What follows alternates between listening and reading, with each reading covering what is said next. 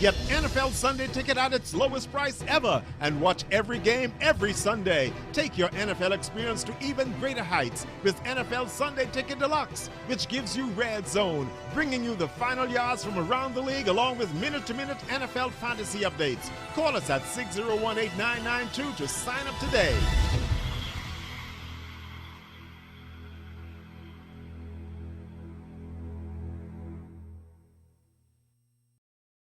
More police officers on the front lines. All police officers stationed in New Providence will immediately revert to 12-hour shifts. Hear what else the police chief and the national security minister plan to do about crime. Meantime, pastors plan to increase their presence in troubled areas. An accused child rapist killed at Pitt Road, and the response of residents is shocking. Plus, poisonous toads, they're here and they can be deadly. I'm Nakia DeVoe, and this is NB12.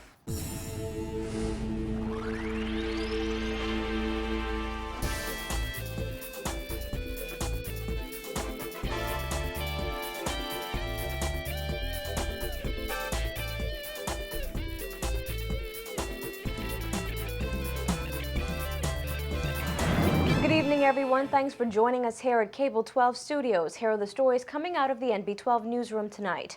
Like many Bahamians, National Security Minister Dr. Bernard Nottage says he is deeply troubled by the recent spate of murders, which he believes is fueled by drugs and turf wars. After meeting with the senior command of the Royal Bahamas Police Force this morning, he announced that effective immediately, the maximum number of police officers will be deployed to the front line to flush out criminals. He asserted that this response will halt the current spike in criminal activity and murders in particular. Vonik Toot reports.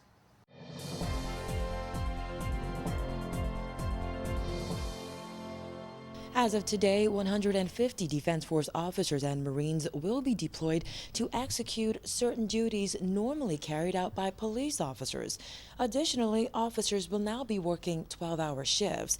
When all is said and done, National Security Minister Dr. Bernard Nottage says an additional 250 to 300 officers will now be on our streets to stop what he called an upsurge in criminal activity.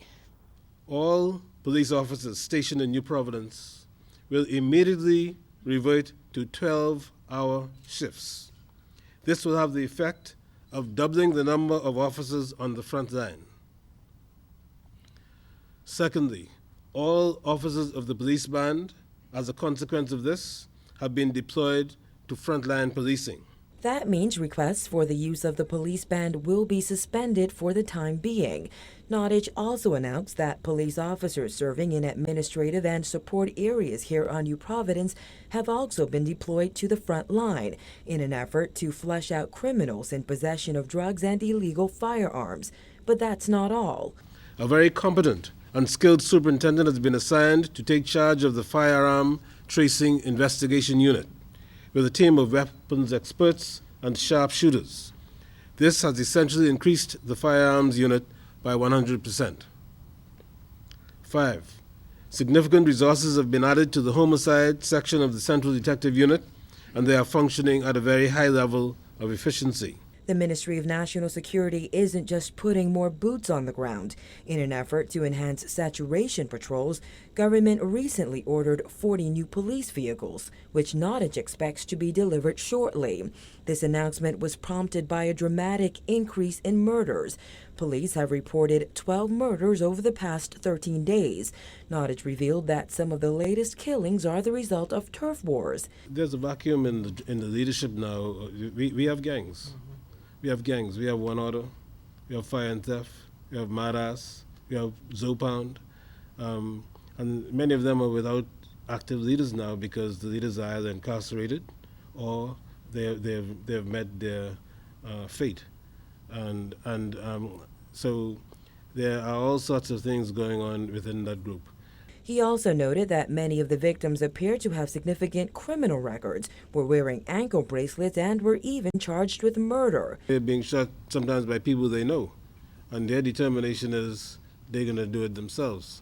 Surrounded by the senior command of the police force, the National Security Minister urged criminals to stop the carnage, warning that law enforcement officers will not let up. I am reasonably assured that with the increased number of men or boots on the ground, with a concentration of activity within the hotspot criminal areas, that we will make a significant dent in the recent upsurge in criminal activity. Nottage noted that he can't stop crime and neither can the government, noting that the only people who can bring an end to these murders, armed robberies, and other crimes are members of the community. Reporting for NB12, I'm Vonique Toot. The country's most recent murder took place last night when a man recently acquitted of the alleged rape of a child was gunned down in front of a home on Pitt Road. Juan McCartney reports. No rest for the police as they continue to search for clues and still don't know why this murder occurred. The victim is a man who just weeks ago was acquitted of raping a 12-year-old girl. He was gunned down outside his home on Pitt Road off Boyd Road around 8:15 last night. His death is just the latest in a disturbing spate of murders since last Friday. A family member on the scene last night identified the victim as 48-year-old Leroy Adderley. And as police processed the crime scene and what has become an almost daily routine for them, head of the Central Detective Unit, Superintendent Paul Roll, explained that Adderley was sitting outside his home talking to his brother when an assailant ran up and shot him multiple times. EMS visited this scene and upon examination of the male, pronounced him lifeless. We appeal to persons who may have information that can help us to advance this investigation to contact the police so that we can try and bring some resolution to this. Also tonight marked one of the strangest things we have ever seen as the crowd outside the murder scene celebrated as the victim's body was carried out.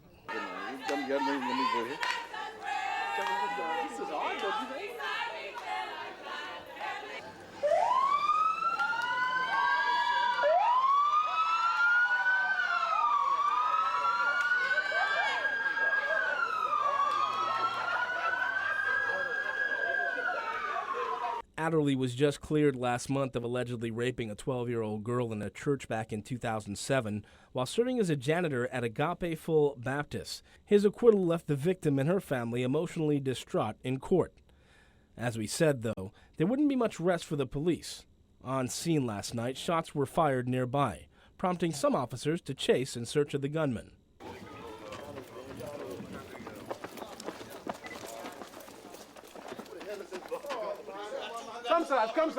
It's unclear whether that person was caught, but as police were still processing Adderley's murder scene, they got word of yet another incident, this time in the Kemp Road area. Scene here, we're receiving reports of a male being shot in the Williams Lane area in Kemp Road. I've dispatched a team of investigators from the scene to go up there and do the assessment there, continue the investigations. We're not certain yet. I'm unable to give you the full details other than to confirm that there was in fact a shooting, a male shot at a party in the Williams Lane area. Adderley was the 80th person murdered in the country this year, according to police, and the 8th person murdered on New Providence in the past week. Reporting for MB12, I'm Juan McCartney.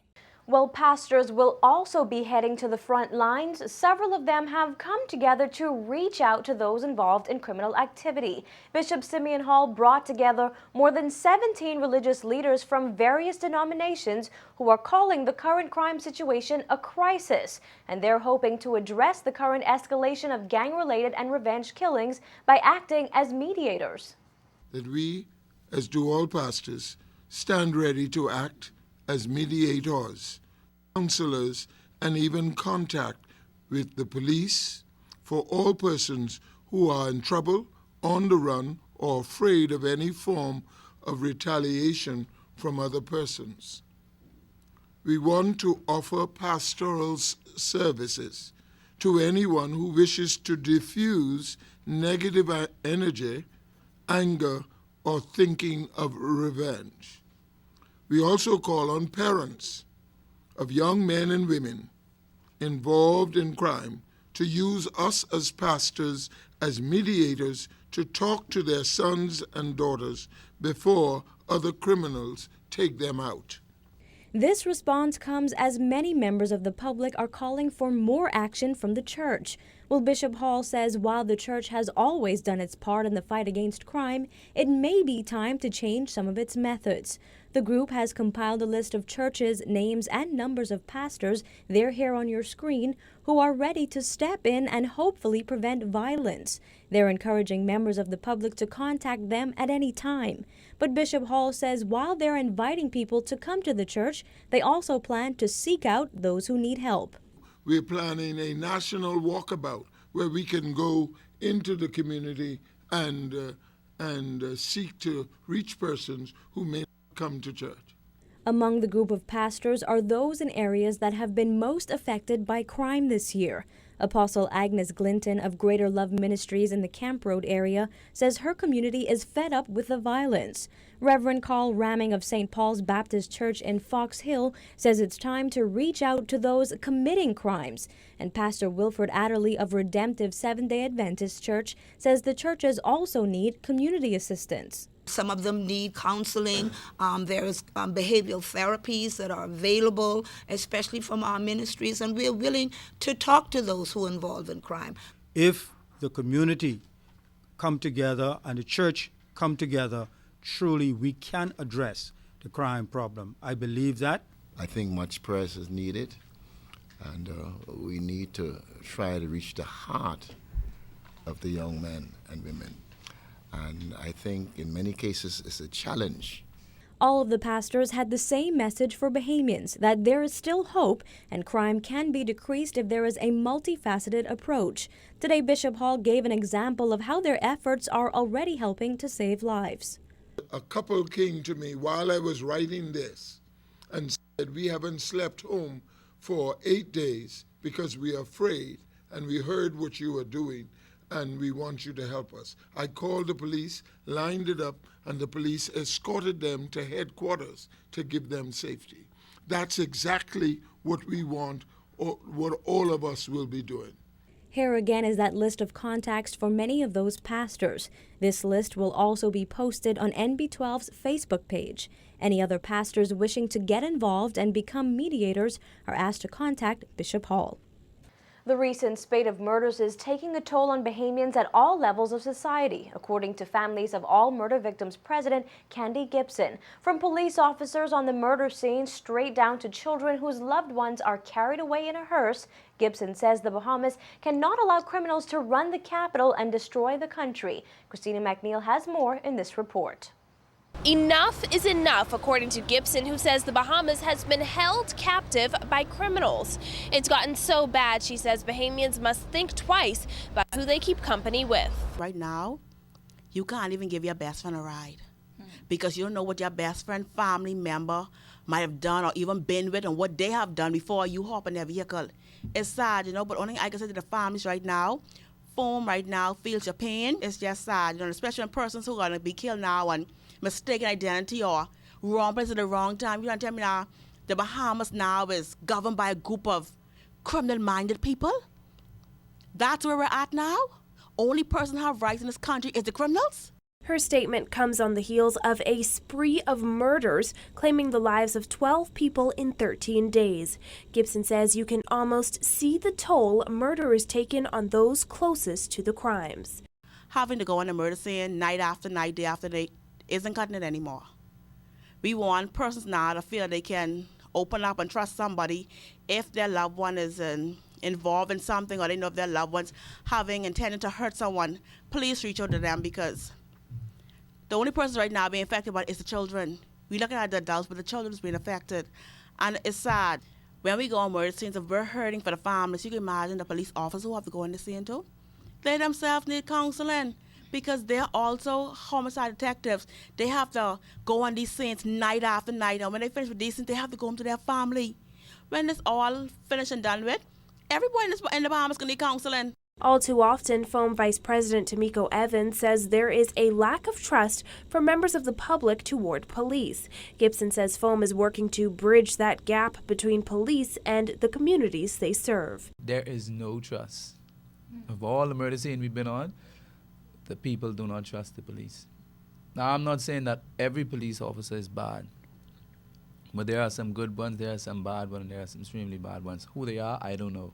But this is what we're hearing when we go on the sign. The police, there's no trust. They can't communicate with the police. If they talk to the police, next thing somebody hear it somewhere else, or the person call them or do something to them. If you need assistance from us, we're here. Our number is 393-3626, or feel free to contact me at 428-8282. If you want someone to talk to, please call our office. We're here to assist. Gibson is calling for anyone with information that may solve or prevent a crime to contact FOAM before another life is taken. Reporting for NB12, I'm Christina McNeil.